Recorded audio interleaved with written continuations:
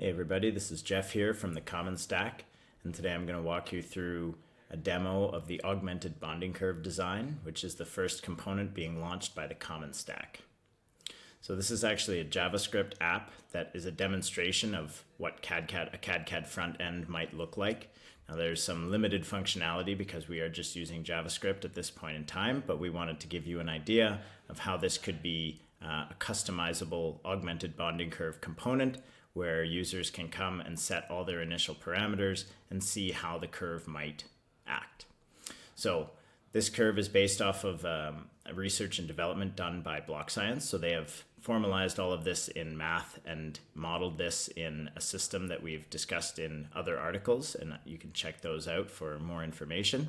But essentially, you can set the amount of your hatch raise percent that is going to the funding pool. As you've probably seen before, the augmented bonding curve splits the funds that are raised in the hatch period between the collateral pool and the funding pool. So this, you can determine how much of your raise goes into the funding pool. We'll set it at 50%. And you can determine the initial price, the hatch price, and the post-hatch price of the token that is issued by the bonding curve. So we can play with these parameters here, and you can see how the curve shape varies depending on how those are set. You can set the exit tribute, which is basically sort of a speculation tax. If anybody is exiting the economy and taking profits, they pay some portion of that into the community, into the funding pool. So we can set that very high because we want to make sure that we're generating funds for our community funding pool.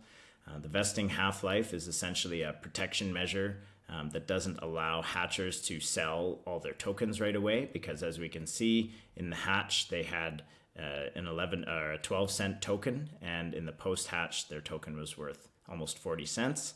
So as soon as the curve goes live, they would be incentivized to sell and take their profits. Of course, this would be terrible for the ecosystem. So we have a vesting half-life that allows these tokens to be able to be burned back to the curve on essentially what is a token drip. We can also set the hatch raise to whatever amount we think we'll raise, maybe 4.6, and then we can run our simulation and see how it performs.